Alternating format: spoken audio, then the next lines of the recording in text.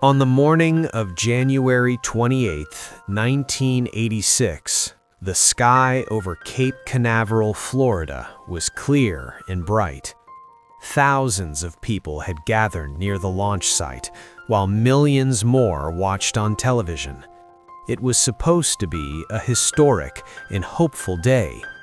The Space Shuttle Challenger was ready to take off on its 10th mission. Everything seemed normal as the countdown continued.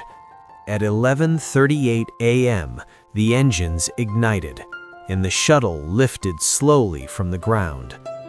For the first moments, nothing appeared unusual. Challenger climbed into the sky, leaving a trail of smoke behind it. The crowd cheered, and children watched from classrooms across the country. Many teachers had stopped their lessons so students could see the launch live. Among the crew was Christa McAuliffe, a school teacher chosen to be the first teacher in space. Her presence made the mission special and deeply emotional for many families. However, only 73 seconds after liftoff, something went terribly wrong. A bright flash appeared near the side of the shuttle. Almost immediately, the spacecraft broke apart in the air. A huge cloud of smoke and fire filled the sky.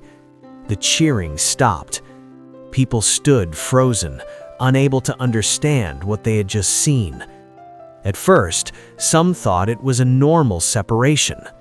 Then, the truth became clear. Challenger had been destroyed. 7 astronauts were on board, and none of them survived. The shock spread quickly across the nation and the world. Television stations replayed the explosion again and again. Parents rushed to comfort their children.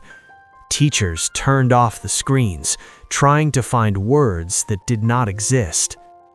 The crew of Challenger had trained for years for this mission. Commander Dick Scobie was an experienced astronaut and pilot. Michael Smith was the pilot, flying his first mission into space. Ronald McNair was a physicist with a deep love for music. Ellison Onizuka had already flown in space and was known for his calm strength. Judith Resnick was an engineer and a role model for many young women. Gregory Jarvis worked closely with satellite technology. Christa McAuliffe carried the hopes of teachers and students everywhere. After the explosion, NASA stopped all shuttle flights. An investigation began immediately.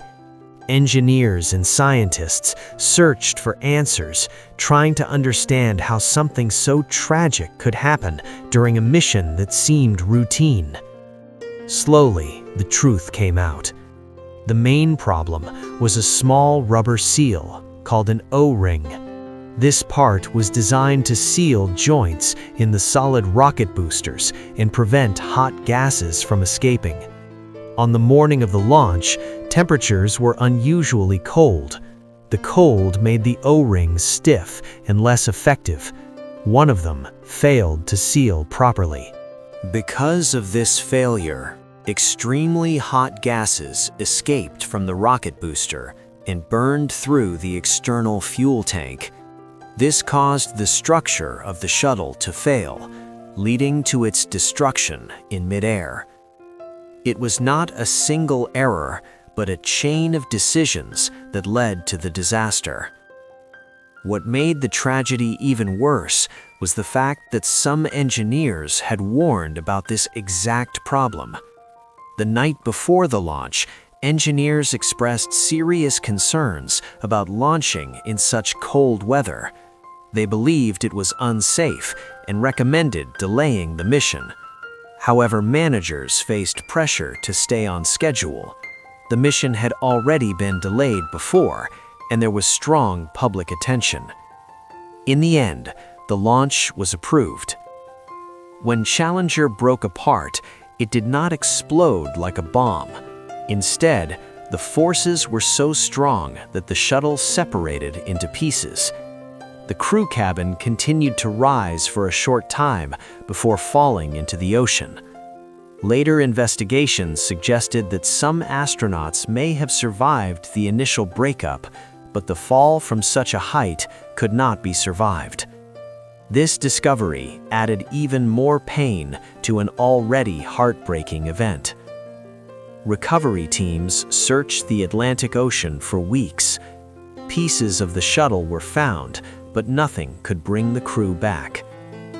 Families waited for answers, struggling to understand how a mission meant to inspire had ended in tragedy. That evening, President Ronald Reagan spoke to the nation.